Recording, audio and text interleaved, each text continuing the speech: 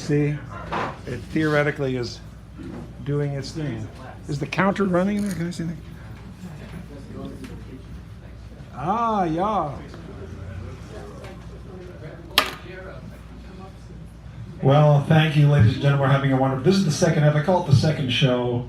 That way people can come later and they think, I can still get on the second show. You can. Can I sit down?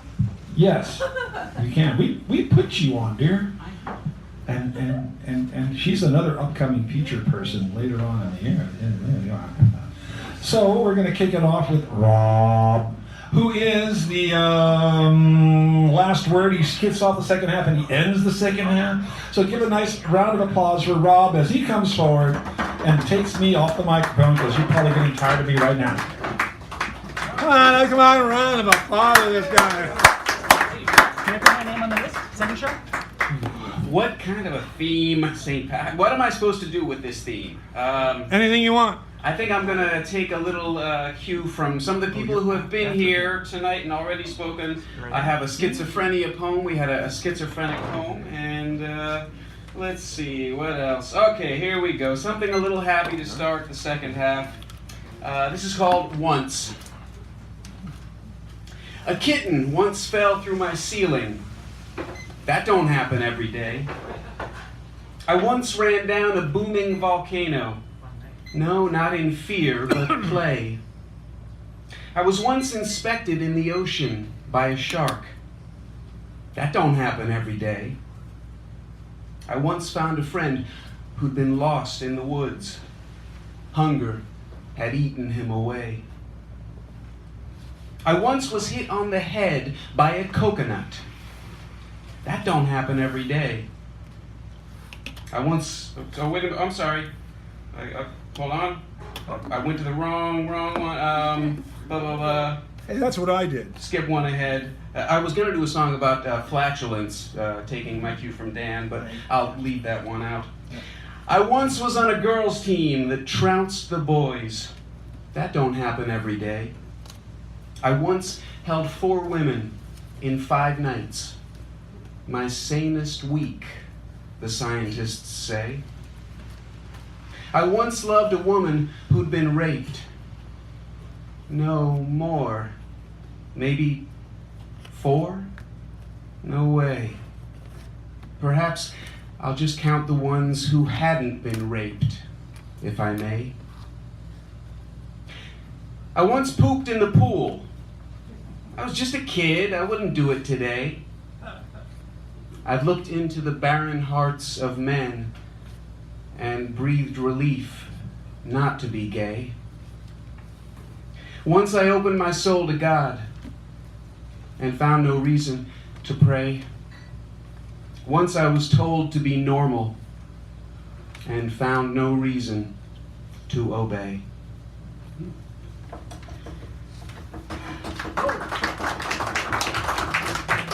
And for the schizophrenics in the crowd, this is called Who, us?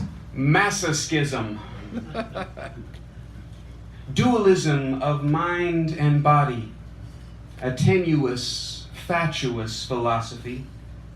Yet the simplest technology doth incite a natural schizophreny, like the jarring experience of hearing your voice on tape, sounding like nobody you know, someone ugly and mawkish, like a Barbary ape, a sound you'd rather not show. The voice you've always heard sounds pleasing to your ear, but that's an acoustic reality no one else can hear. Or how our self-image is by mirrors molded, backwards, in other words, like time slightly folded. Our photos to us look not quite right, but our friends see us with unadulterated sight. These harmless quirks are magnified beyond cessation, living in a culture of fear and alienation. Our looks hold the key to how we are treated, whether we are loved what respect we are ceded. Yet the corporeal is a cage, even for the gorgeous. The feeling of faking, the specter of loss. The fear that the world will judge us by sight and never see the real you. Or worse, that they might. Is this my body? Are these my knees? Are those my wrinkles? Reintegrate me, please. How do I ask you to love me when I lack that same skill? How can I offer all of myself when I'm an observer as well? All this dualistic drivel makes our self-image shrivel. Humanity's lost the art of connecting by heart.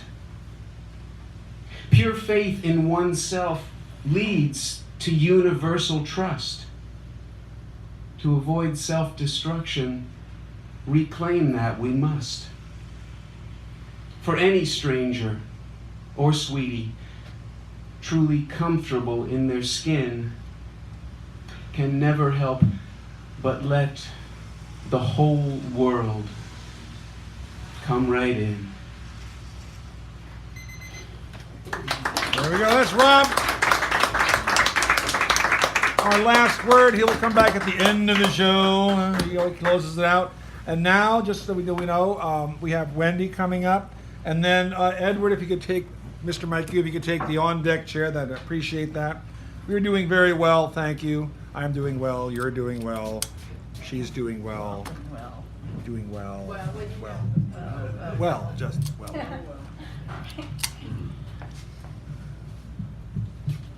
Okay. I'm going to start with an Irish blessing that almost everyone knows. May the road rise with you. May the wind be always at your back. May the sun shine warm upon your face. May the rain fall gentle on your fields. And until we meet again, may God hold you in the hollow of her hand. That's too low for me. I was trying to match you there. Too low for me. Okay, I'm going to start with a poem called Presence. Presence. That's the spelling. I know it is here, between the words, within a sigh, moving through life's flow of living moments. Presence, a whisper, becoming an unmistakable love. It knows it is here, even when I forget and think it is over there, somewhere else. Whether I linger in the past or dwell on the future, it ruffles my feathers, just enough to shift my attention back to the infinite now. I am learning to allow presence to be here where I am, despite paradoxes, awkward gaps, things that don't fit. How can I do other than let life's timeless unity remain a mystery?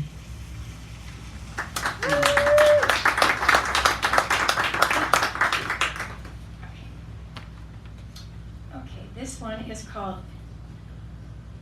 I think I need my glasses. I do the larger font. Okay, SOS is the name. Save our ship. Mother Earth is sinking fast.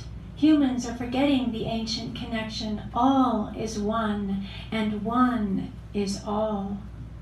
Gone are the days of nature's restraint. Look, life's gray suffering at its physical core is humanity's own poor mess. The world is spinning at breakneck speed, changing too fast to meet the deepest need. How will kindness and wisdom leave their trace through the bearers of light, through the holders of love? Where are we going? Asked the once silent stones. Where are we going? Asked the now poisoned fish. Where are we going? Asked the disappearing trees. And the same asked the birds that once flew unafraid and free. Our lands were once revered, water and air too, once pure. Now, shameless humans steeped in greed spread ignorance far and wide. Who's running this boat on which good lives should sail? Get our leaders off the deck. Take the pilot from the wheel. Earth and life are worth far more than this woe, and money can never match a value that's too high to buy.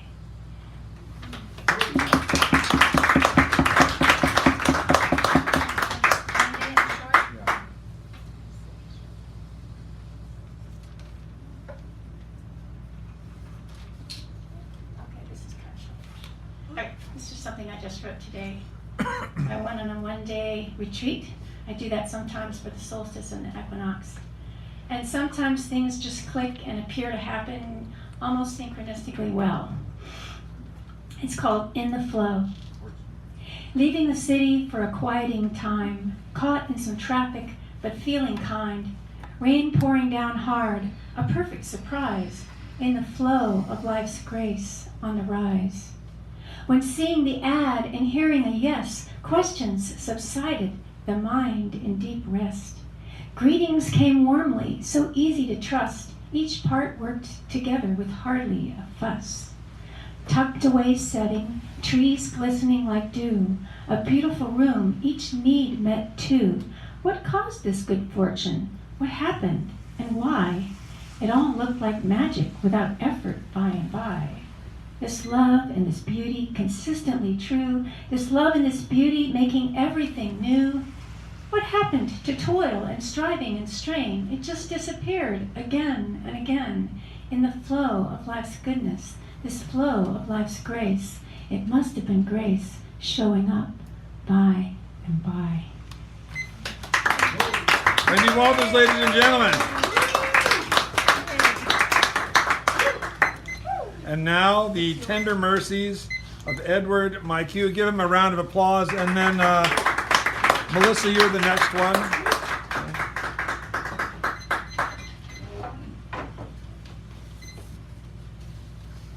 The real and folded past grows foolish and has binding possibilities. A wild justice and insistent note perpetually eroding streets, faces, harbors, and the unicorn's remains. Fish splash in the rivers, and I walk in wet fields, working my legs like oars. Telephone poles fold into the light, and the world goes all the way back, bearing a child still to be loved. Oh.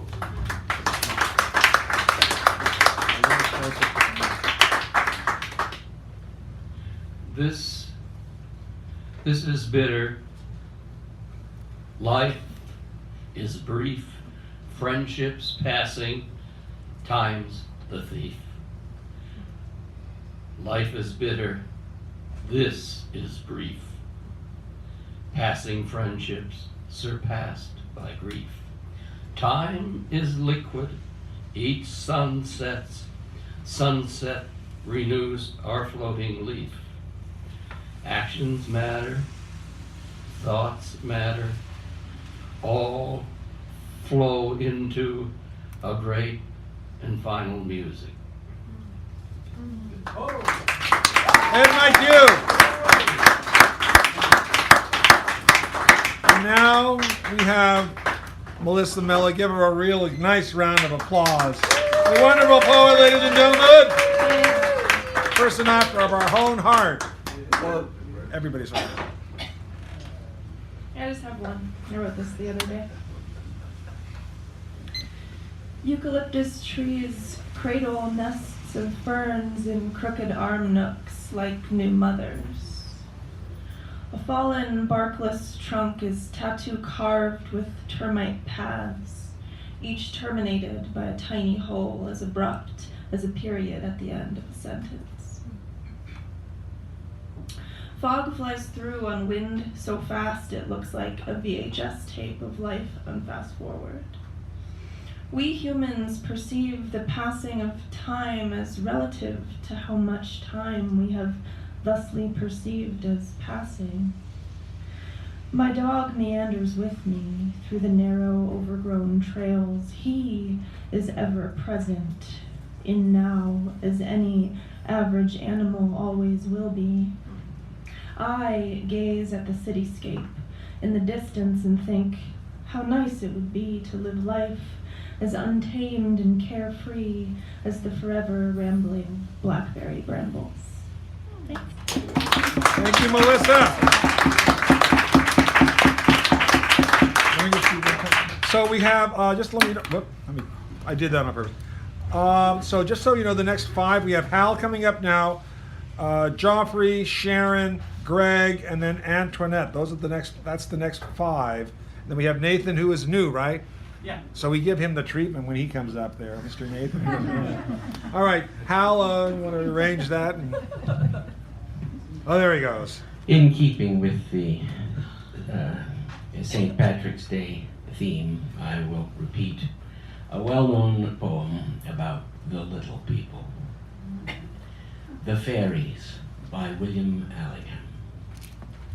Up the airy mountain, down the rushy glen, we dare not go hunting for fear of little men.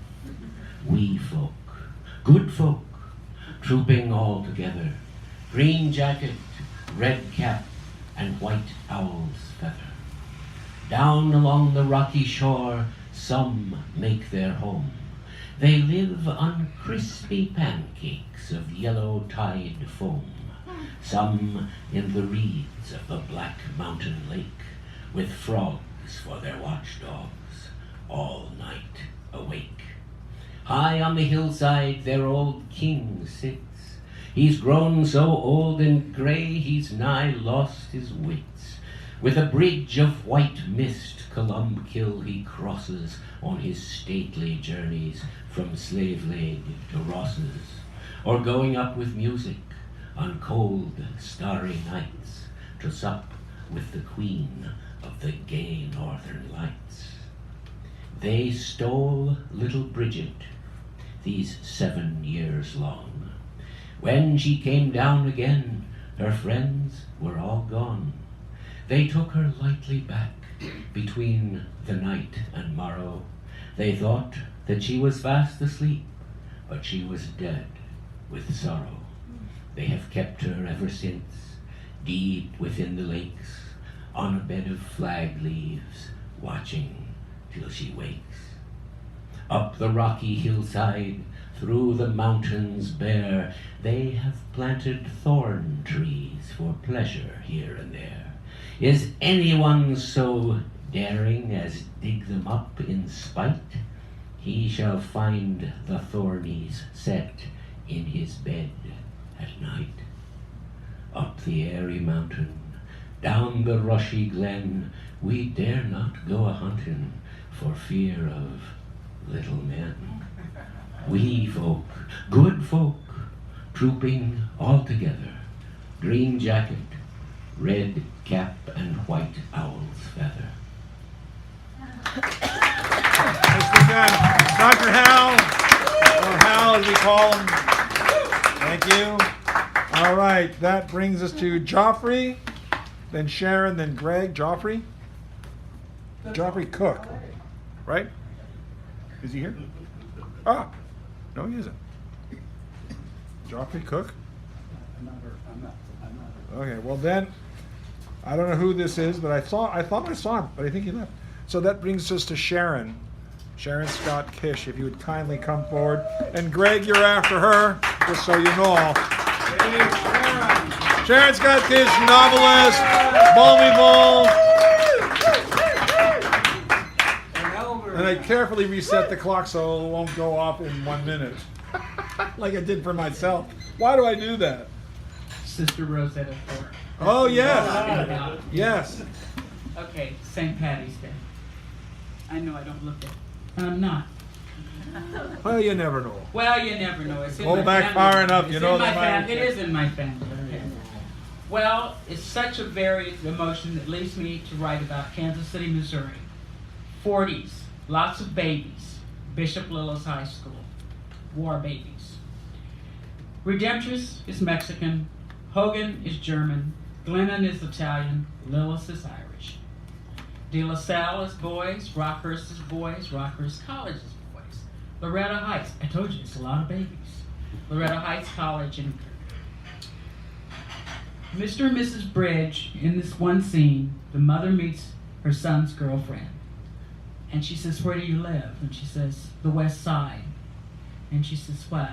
And she says, her son says, you wouldn't know where that is. Well, the West Side in Kansas City is Mexican. One black Catholic grade school in Kansas City, St. Monica's. Maybe 100 of us, not quite. So we scatter all over the city, and we go to all these schools. And I happen to go to Bishop Lillis High School. Well, it's Irish, and it's 4 years of green and white. Green skirts, white blouses, Spalding shoes. Ah. But St. Patrick's Day, it's special. There we are, we're already ready for it. We're dressed in green. First session, who's there, who's not there. Then you hear the, here we go on, click, hiss. And there it is, every year. The little football that we were sent from Notre Dame, and principal opens it up, and it plays cheer, cheer. So we sing, and then the next thing we know, we go to the gymnasium. Lots of Irish songs, lots of Irish dancing, jigs, singing, no drinking because we're too young. At least that's what the nuns think. Next thing we know, it's lunchtime. Oi. More bread, more cabbage. Everybody can't wait to get out of there because we have 1/2 day and we want to go. No, we can't go yet. We've got to get all of our green shit on, which we have on anyway. The band has to put theirs on, and they've got to march us 1 mile around the neighborhood playing Irish songs. Back for lunch, corned beef and overcooked cabbage. Okay, that's fine. It's a 1/2 day, right on the dot, and we bolt. That night, every St. Patty's Day in Kansas City is a big dance at the Municipal Auditorium. The boys go, some of the girls go. Next day, just like clockwork, 20 at least boys have black eyes. It's a brawl down here. The teachers never say too much. Occasionally someone will say something. Some teacher will call someone's father to school and say what happened. And in true Irish form, he'll say, "Sister, he's just got a little bit of the devil in him." And the girls, we didn't have a little bit of the devil. We were sluts and whores. Tommy Abacola-Necker, our mini teacher of the evening. Give it a round of this guy as he comes up here. And we got Greg. Greg, I goofed that up. He's right here. And then, so he is a lovely and wonderful performer, a man with heart, and more things than you can possibly imagine. But I'll leave that to your imagination. Okay. So I'm going to read 2 works from a series, an ongoing series that I'm kind of working on. It's kind of working on me. It's writing me rather than me write it. And it goes back to the early 70s when I was a young thing and I was living in drag and I had lots of adventures being a young, non-gender conforming person in the early 70s in Philadelphia. So this is one of those adventures. He looked like Tony Danza of Taxi. Same swarthy Southern Italian looks that drove me crazy. He was leaning against the light pole at an intersection known for the world's oldest and most sought-after business transactions. The bulge in his tight jeans was tempting. The lust in his dark eyes almost irresistible. I kept fighting the urge to run off with him. Experience taught me to be more cautious. "I want to take you to that motel round the corner," he said in his South Philly accent. "I'll treat you real good. I'm not kidding. Look, I'll show you I'm for real." He opened his wallet and pulled out a driver's license. It was definitely him in the photo. I memorized the name. The address was not far from where I grew up. I wondered if my parents knew his family. He was older than me by about 10 years. I was 19. "I got a wife, but she don't care. I mean, she does, but she don't know nothing about this. And she can't know, you know?" Was I his relief from an otherwise boring normal life? His walk on the wild side? "Come on, please. You got my heart beating like it's gonna explode. I don't care if it does. If I can't have you, then I got no reason to live." There was a strong smell of liquor on his breath, enough to knock me down. Did he know I wasn't a girl? I wasn't really a boy either. At least I didn't feel like one. I was just exploring, trying to figure out who I was, gender-wise, that is. I just wanted to play with it all. He had already decided that I was a girl. It was probably the only way he could deal with being with me, which was fine. But what if he freaked out afterwards? I heard that happen sometimes. I could be killed. From the corner of my eye, I saw a flash of blue. I heard someone shouting, "Alice! Alice!" She wasn't calling for a friend. She was signaling, warning us that the cops were approaching.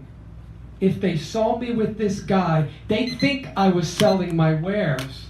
They'd arrest me, not the guy trying to pick me up. At the police station, I'd be beaten or raped. The only way to avoid it, as one older queen told me many times, was to offer the cop a blowjob. I grabbed the guy's arm and started walking him across the street, telling him to take me to the motel. He started babbling on about how grateful he was for the opportunity to prove his undying love, and we were like Romeo and Juliet. He was no bard, but I'm sure he was hard. He asked me to stay outside the motel while he got the room, then came out and told me to meet him upstairs in 10 minutes. He was stripped down to his pants and socks when he opened the door. His hairless chest was a work of art. Michelangelo couldn't have done a better job. He pulled me into the room and started kissing me. He was determined to get my clothes off as quickly as he could. Suddenly, I pushed him away. I had to make something clear. If he thought I was the submissive type, he had another thing coming. Forget the feminine outfit and heavy makeup. He learned that you can't judge a gender by its cover.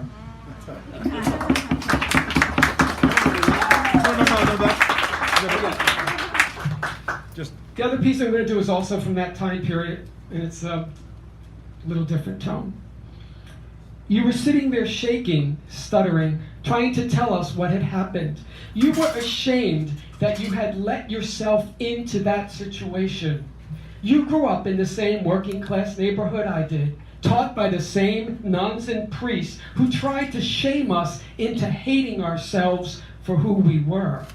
You just wanted to be like everyone else. That's how you ended up at the college counseling program, accepted their referral to a psychiatric center the university funded.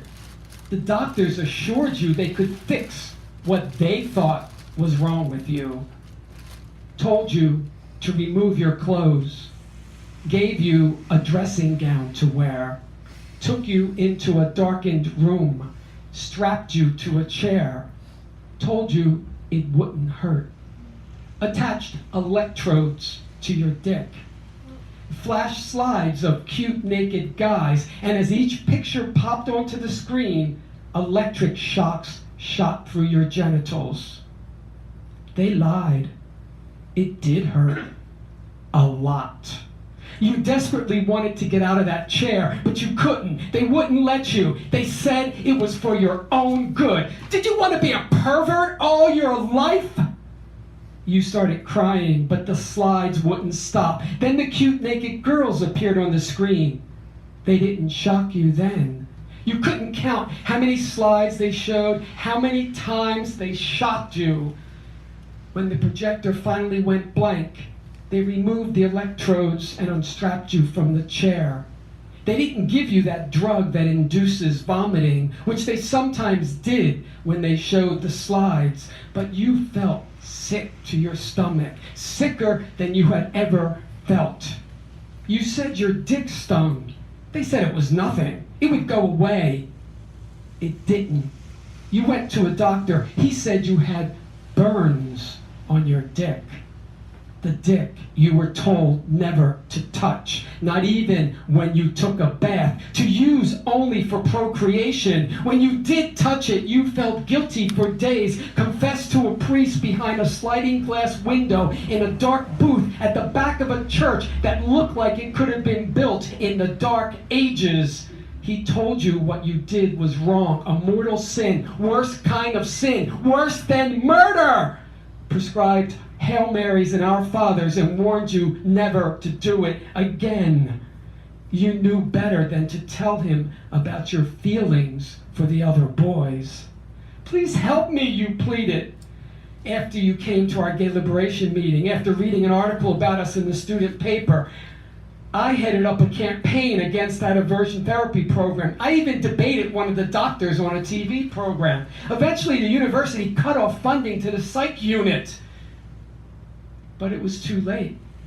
You took your own life one night, trying to silence the voices of disapproval, eradicate the stern-faced nuns and priests and shrinks that kept pursuing you in your nightmares. I'm thinking of you now, as I do from time to time. It was a long time ago, yet it was only last week. There are tears running down my face uncontrollably. I'm still so angry! I will always be angry!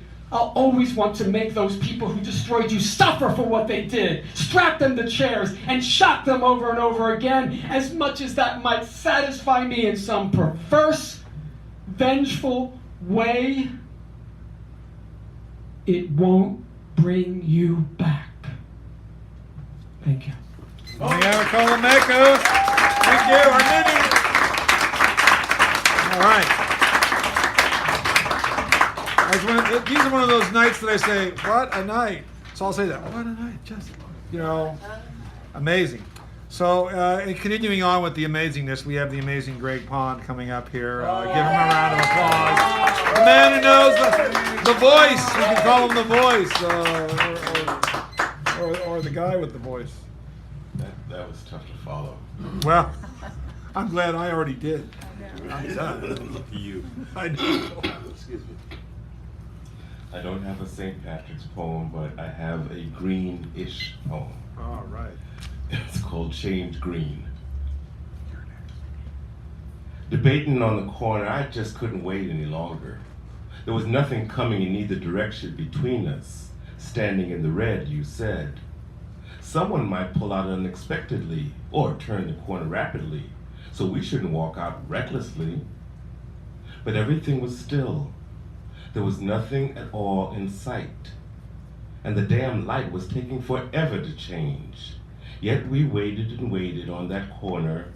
The air around us was silent and strained. I stepped ahead, you pulled me back and said, just wait. going forward might be a mistake.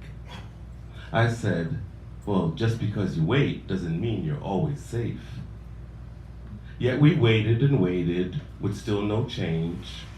The light stayed stuck, and I realized our luck had gone bad, and this was not what I had in mind.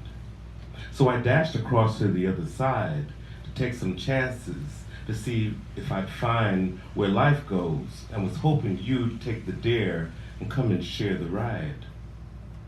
But you looked back, and I saw you looking anxious, with a strange look on your face, not moving, just standing still, playing it safe, while you waited for a broken light to change green.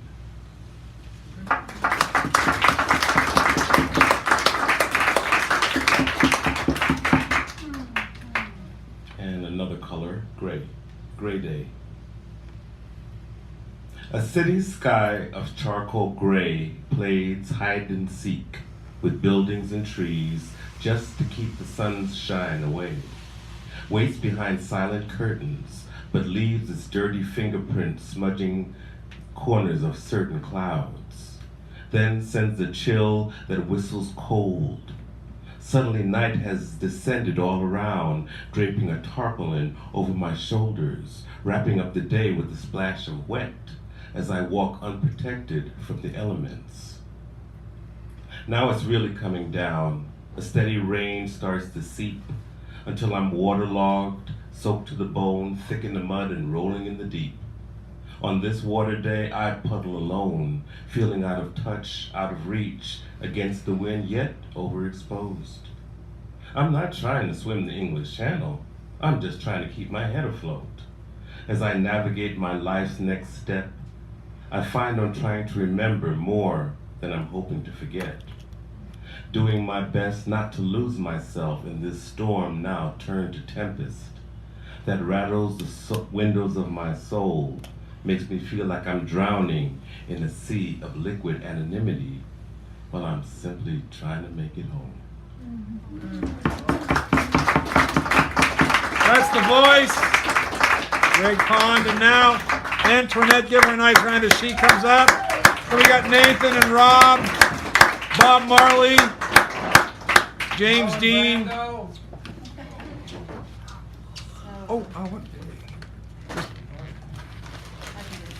So you can put your name there because I don't know who you are yet. Right. I wrote this today, so. Today? It's about yesterday. Oh, all right. Okay. Yeah. City lonely is not so bad. Meet white-haired hippie guy, wears deep orange amber shirt, seen around Bart last weekend, says he was out of it then. Beautiful salt and pepper Hispanic woman my age, took elevator up to get our bearings. Sat side by side, didn't speak again. Lunch at Big Lantern on Valencia, hung their Best of San Francisco plaque near my chair. We understood some of what we said, watched hard rain wash gray streets. 1 mile to yoga, tread water with wide umbrella, dancing and kissing others. Connections take an instant. She calls out, "Mama, spare some change." Red Rod McEwen sitting tight to sweat. Shavasana ended 2 buses back. Good-looking Italian driver says he's 69. Get out at Masonic, roam about. Some make eye contact. City lonely, tolerable. Oh. Wow. Antoinette. Okay, so is it Nicole, right? Okay, I just want to make sure I got that. All right, Nathan. Now this person is new here. This is his first time, ladies and gentlemen. Come on, let's go. Come on, let's go. I can't hear it. Where's the animal noises? Animal noises. Pounding, clinking. Okay, so this poem is not actually mine. It's by someone. It's okay. So we have a cure for that. So like you put your name and the name of the poem after you're done. So that way I can attribute it correctly and it only say Charge of the Light Brigade by William Carlos Williams. As a child, I was a fussy eater. I would separate the yolks from the egg whites as I now try to sort out what is Asian in me from what is American. The East from the West, the dreamer from the dream. But countries are not like eggs, except for the fragileness of their shells. And eggs resemble countries only in that when you crack one open and you look inside, you're left knowing even less than where you started. So I crack open the egg, and this is what I see. 2 moments from my past that strike me as being uniquely Asian American. In the first moment, I'm walking down the street one day, and a man approaches me from out of the blue, and he says, I was on the plane that went to Hiroshima, and what we did that day was for the good of everyone, as if he was asking for my forgiveness. It's 1983. There's a sale on Marimekko sheets across the street at the Crate and Barrel. I'm walking down the street on a beautiful summer day, and I'm talking to a man that I've never met before, and that I will probably never meet again. It's not up for me to forgive him. He has to forgive himself. So, I say, it must have been a hard decision to do what he did that day. And then I told him about the sale on Marimekko sheets across the street, about the comforters and the pillowcases with the design of wheat on them, and how on some nights, if you hold it up against an open window against the breeze, it might resemble a flag of someone surrendering after a long time, or celebrating, or just trying to cool themselves off in the summer breeze. In the second moment, I'm in a taxi cab.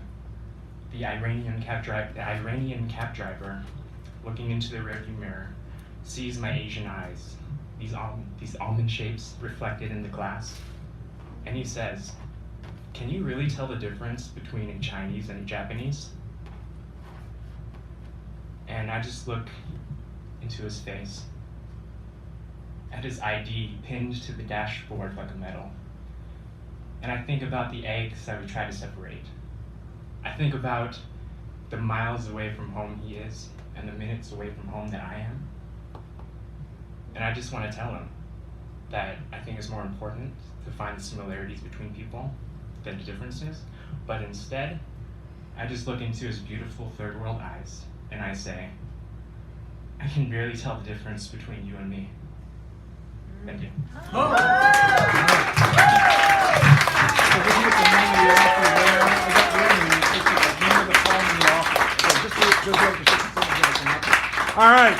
All right. So, thank you, Nathan. A new person. Look at it. We have new voices tonight. I love that. It's one of my favorite things. And speaking of new voices, we have Nicole coming up here now. She is new to us. Are you ready to hear? My goodness, more. Can I go next? Yeah, you are. Oh, you want someone to go before you? Oh, well, that would be Rob, and then you'd follow Rob, so you'll close us out, okay? Oh. Is that, well, because he's the closing out, and Thank you and he are the only ones, so go. Come on, Rob. Give him a round of applause out there for Rob. Rob. His name is Rob, but we call him Rob for short, you know? Oh, the uke! Because we like The uke is back. Yes, we call him Rob because we like him. Do you have a name for your uke? Have you named it? I have no name, no. Oh my God. But I'm open to suggestions. How about Billy Boy? Billy Boy. Well, I don't know. Billy Boy Rob. Woo! There you go. That's too male, far too male. Loretta Lynn. That's that's the first name that came to mind. I don't know. All Such a right, that's switch. better. That's better. I'll consider it. All right, here we go. Another world premiere. Let's see. This is called Hippie Man. Let's see.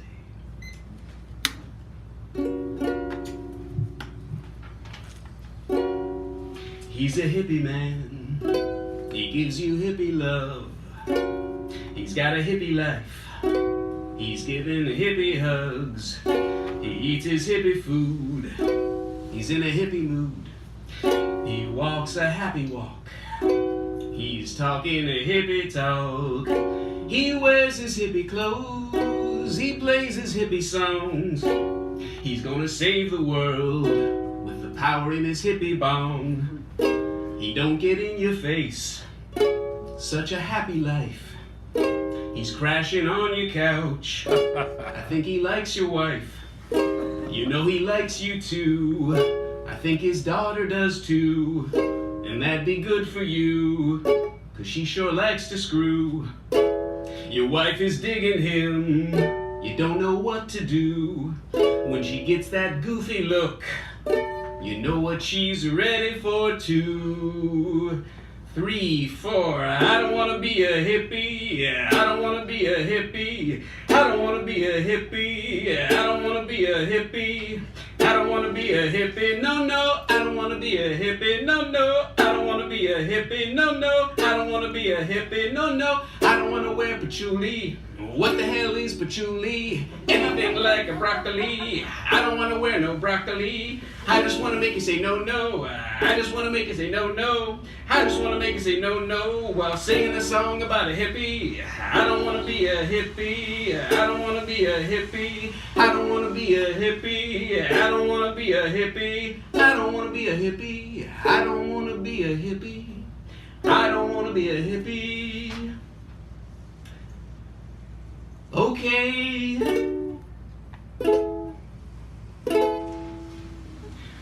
Okay, I do.